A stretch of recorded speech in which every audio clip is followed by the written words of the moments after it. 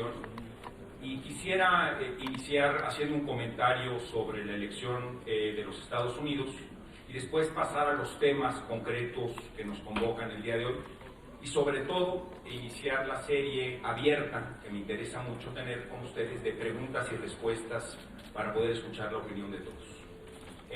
El escenario electoral que todos conocemos el día de hoy fue un escenario previsto por el gobierno de la República tiempo atrás.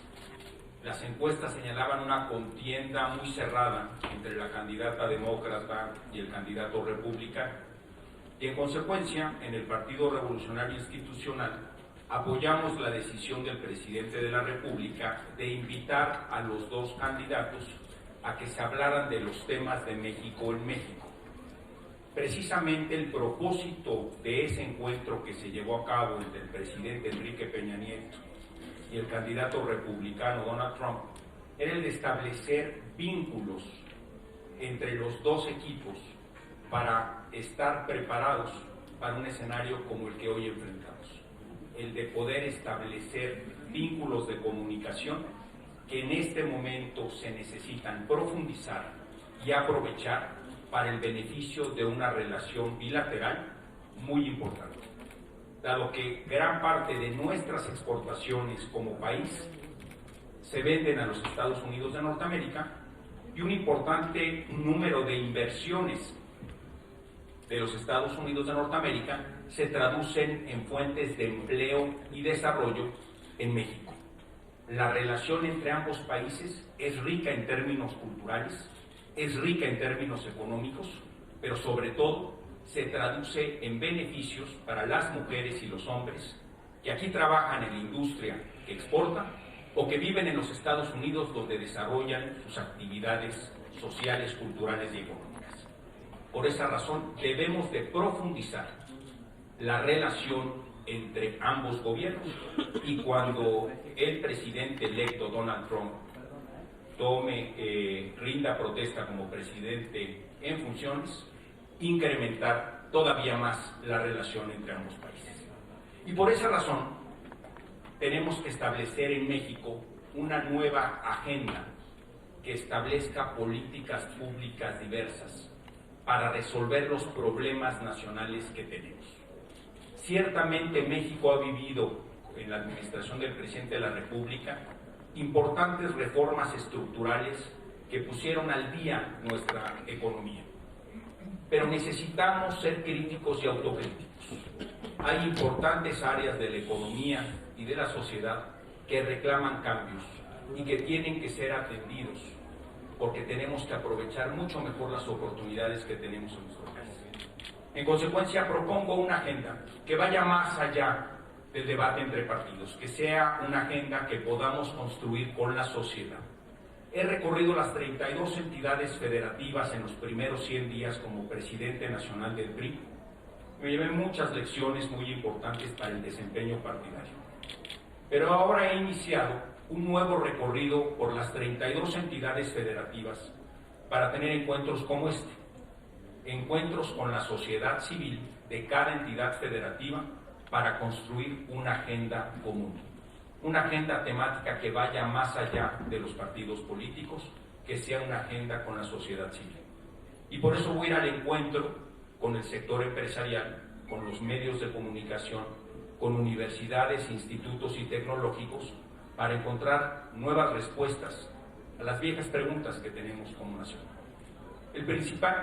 Propongo una agenda de 5 temas. El primer tema es que combatamos la corrupción y la impunidad.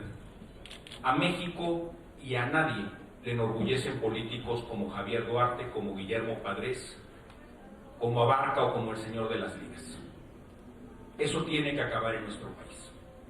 En consecuencia, lo que propongo es que los corruptos acaben en la cárcel, que se recupere el dinero que se robaron, que se incauten las propiedades y que se regrese al pueblo.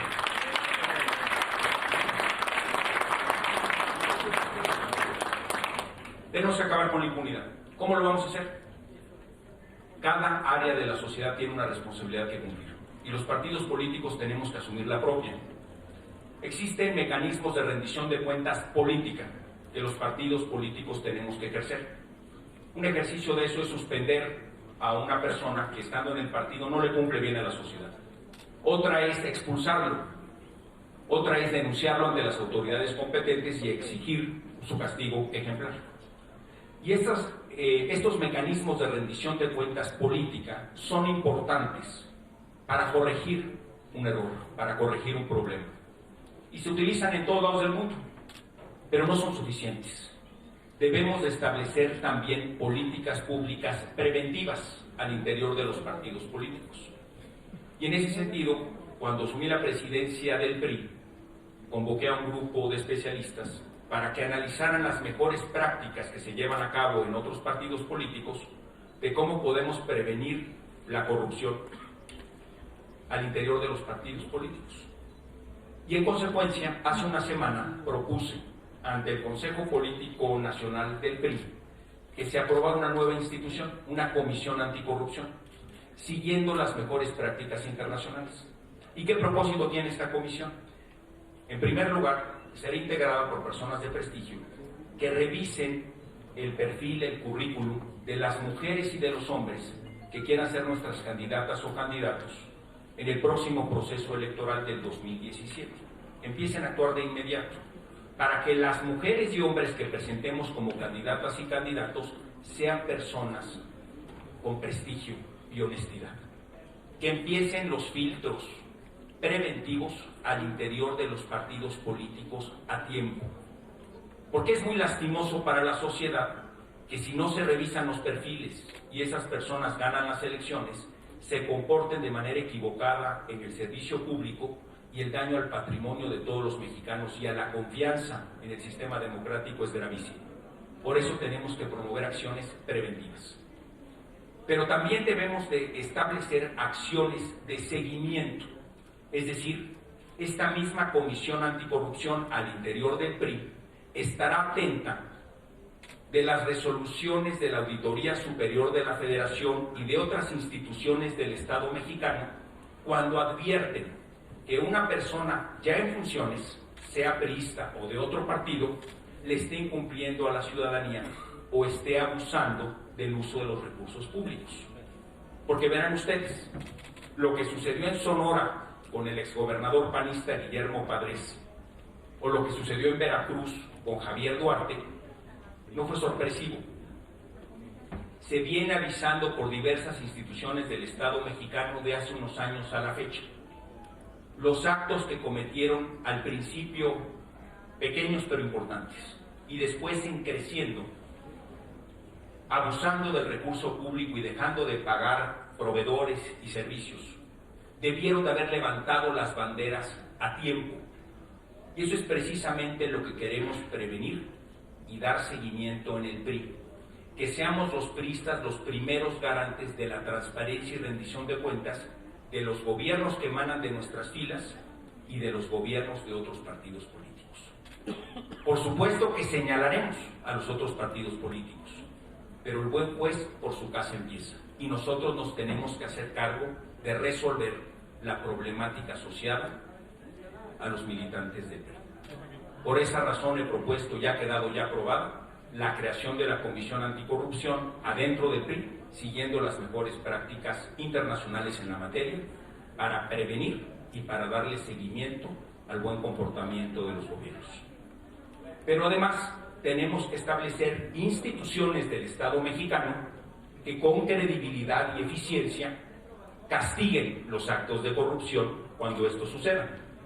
Y ese es el valor de la propuesta del presidente de la República de crear un sistema nacional anticorrupción, tanto a nivel federal como a nivel estatal.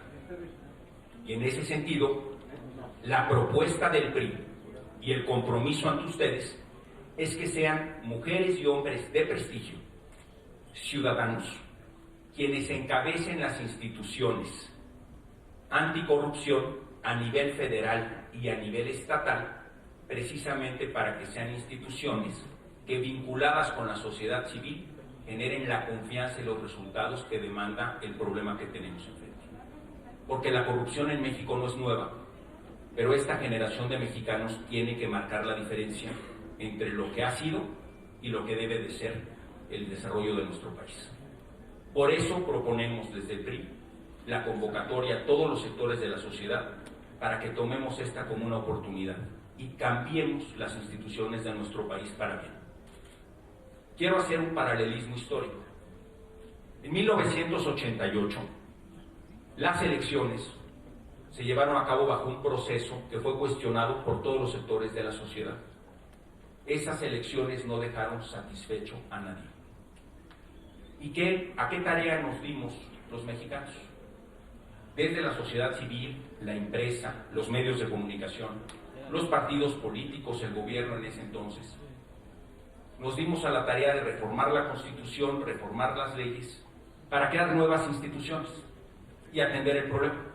Se creó el Instituto Federal Electoral, se creó el Registro Federal de Electores, la credencial para votar con fotografía. Y los mexicanos acudimos de nueva cuenta a las urnas en 1991 y participamos electoralmente. ¿Cuál fue el resultado de esa elección? Pues arrojó una composición del Congreso que permitió las reformas estructurales por las que se recuerda aquella administración. Pero las elecciones federales del 91 no se cuestionaron por las mismas razones que sí fueron cuestionadas las elecciones del 88. Es decir, hubo un cambio. Oye, ¿resolvimos todos los problemas de la democracia electoral de México entre el 88 y el 91? Por supuesto que no. Por supuesto que ha habido la necesidad de hacer futuras reformas y ciertamente hay temas que se tienen que discutir, como en cualquier democracia, para mejorar constantemente nuestras instituciones. Pero ciertamente hubo un cambio entre que las elecciones se organizaran en gobernación y se generaran dudas para toda la sociedad y todos los partidos, a tener una institución predominantemente ciudadana que organizara las elecciones como fue en el 91 y que generara entonces elementos de credibilidad. Yo creo que de esa magnitud es la oportunidad y la responsabilidad que tenemos para combatir la corrupción en este momento. Crear nuevas instituciones que con la participación de mujeres y hombres de prestigio en todo el país puedan cambiar la ruta y combatir de frente la corrupción y la impunidad. Ese es el primer tema que propongo en una agenda de unidad nacional, donde no importa qué partido político sea el de la idea, que las ideas se conviertan en soluciones que podamos construir con la sociedad civil para mejorar las condiciones del país. El segundo tema que quisiera proponer es el siguiente. México tiene un claro potencial económico. Necesitamos tener políticas públicas para tener más empleos justos y bien remunerados que nos permita reducir la desigualdad y eliminar la pobreza.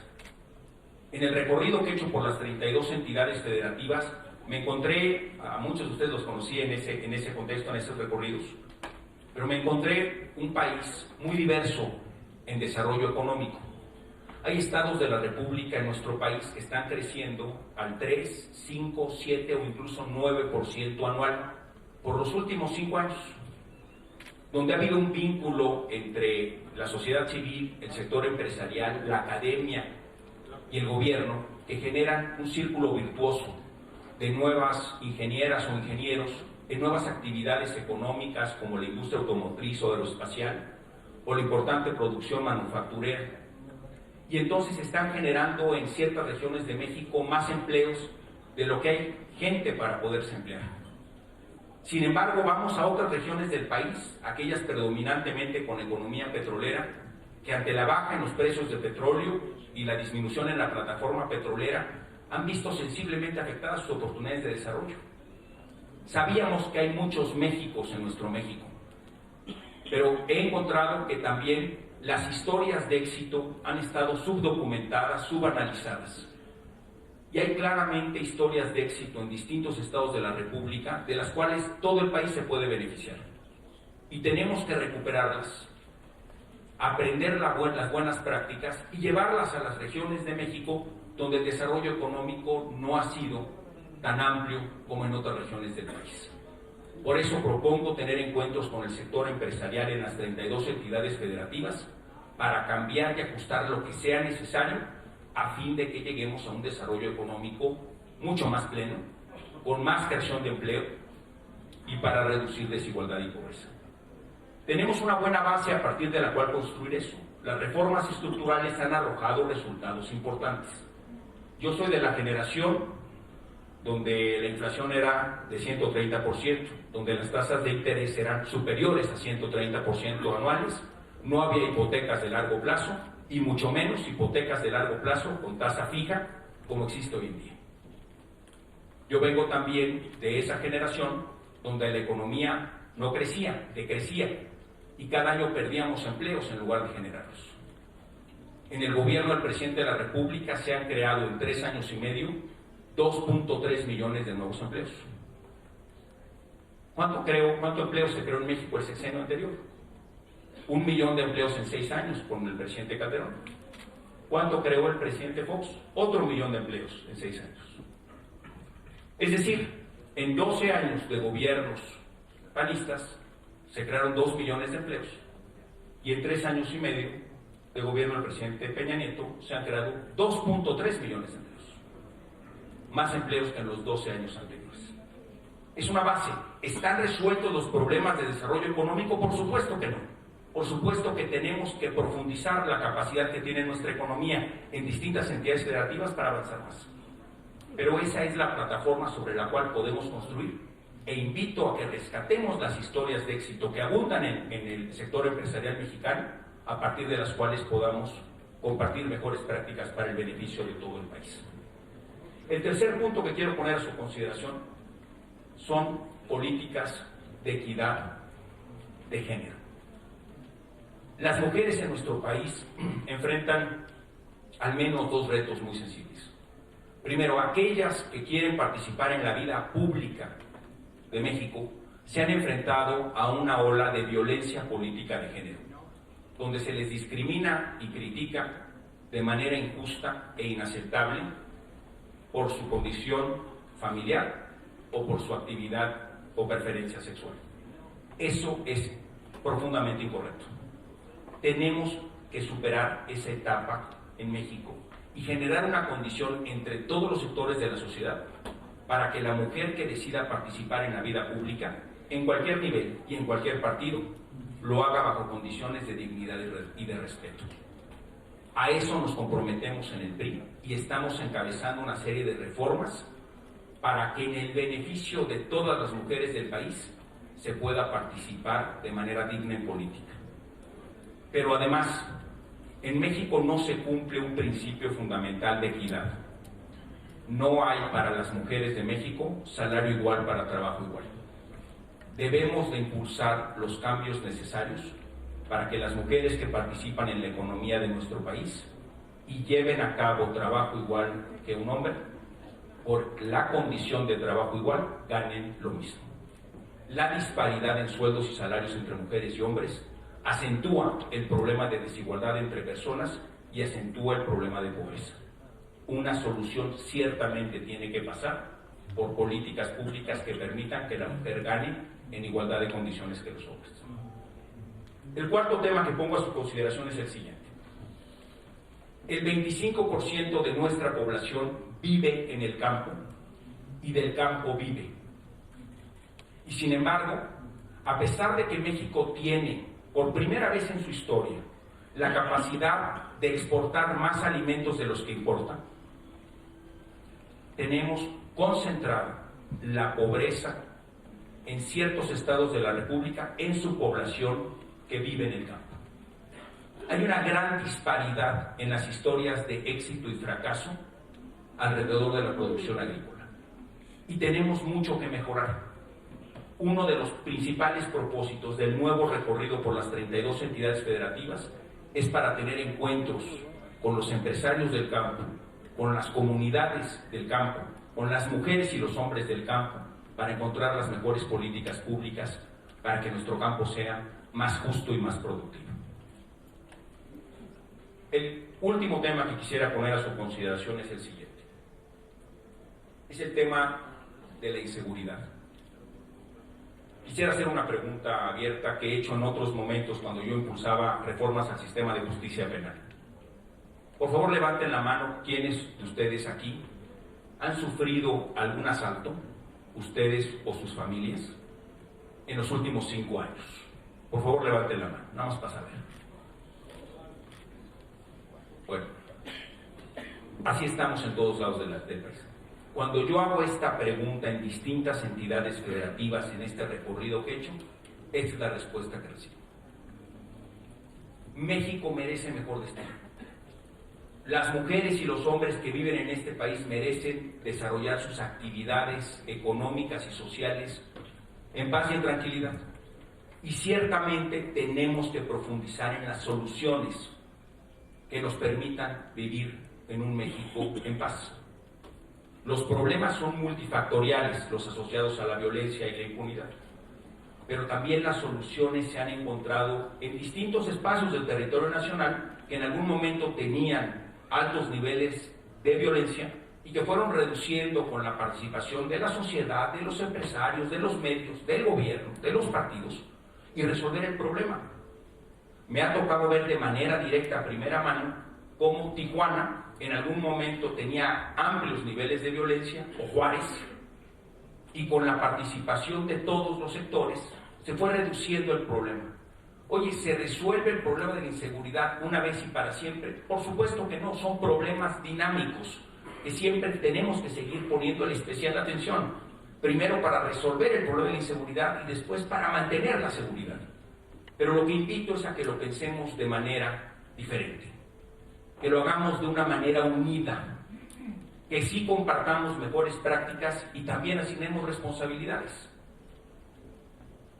México merece tener condiciones de paz y de seguridad.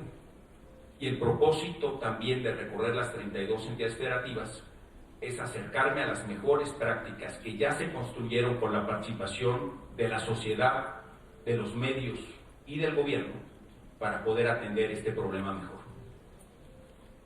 Estos son los 5 principales temas que motivan el recorrido por las 32 entidades federativas, pero no serán los únicos.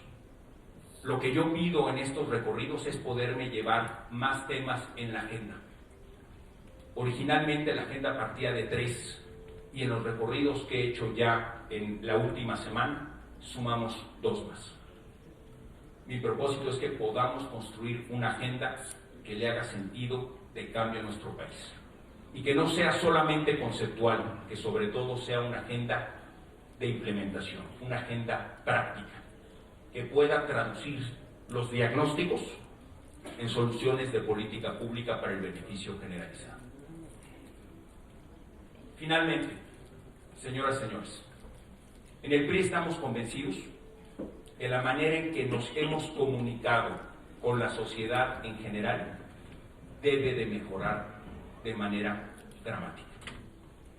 No hemos transmitido ni los alcances ni los beneficios de las políticas públicas de manera adecuada. En los recorridos que he hecho por las 32 entidades federativas, iniciaba la gira con un encuentro con medios de comunicación, radio, televisión e impresos. Y esas reuniones fueron para mí como presidente del partido y para mi equipo de colaboradores muy importantes para reconocer que claramente hay temas en la relación con los medios de comunicación que deben cambiar.